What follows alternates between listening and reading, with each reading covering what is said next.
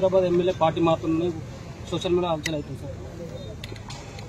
ఇప్పుడు నాలాంటి వాడిని ఊరికి వచ్చి మీడియాకు చెప్పడం కాదు.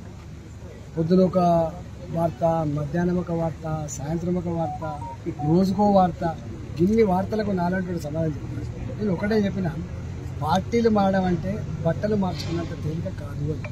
అంతకంటే ఏం చెప్పాను, రాసుకుంటారు. కాంగ్రెస్ పార్టీలో ఏదో కొంత తొందర ఆసక్తితో ఉన్నట్లది, తొందర అధికారం రావాలి, అయిపోయింది వీళ్ళు వస్తాను. అట్లా వార్తలతో సోషల్ మీడియాతో హైప్ క్రియేట్ చేసుకొని పెరగదు. అది నిజమే కాదు. టీఆర్ఎస్ పార్టీ మీద కానీ లేదా ఇప్పటి బీఆర్ఎస్ పార్టీ కేసీఆర్ మీద వ్యతిరేకత ఉన్నమాట వాస్తవం.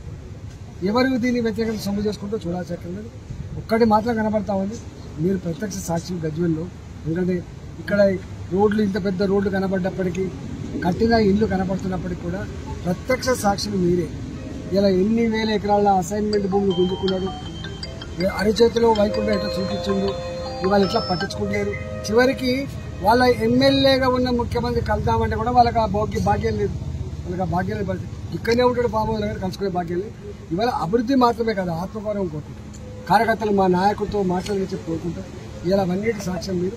కాబట్టి ఇవన్నీ విపరీతమైన వ్యతిరేకత ఉంది కాబట్టి, అంటే ప్రజలలో వెల్లుబుక్తా ఉంది కాబట్టి తొందర అధికారం వస్తామని చెప్పి కాంగ్రెస్ వాళ్ళు అనుకుంటా ఉన్నారు. ఇవన్నీ చేస్తా ఉన్నాను. అక్కడ నేను 100 సార్లు చెప్పిన, కాంగ్రెస్ పార్టీలో కోవట్లు పెట్టుకుంటాడు కేసీఆర్, భారతీయ జనతా పార్టీలో కూడా కోవట్లు పెట్టుకుంటాడు కేసీఆర్. వాళ్ళతోటి ఈ పార్టీలు ముద్ద కాకుండా చేసే ప్రయత్నం కూడా చేస్తారు. ఇలానే ఉండి ఇలానే కథం పడిచే ప్రయత్నం చేస్తారు. వాళ్ళ ఇంటి దొంగల పట్ల కూడా అప్రమత్తంగా ఉండాల్సినట్టు ఉంటుంది.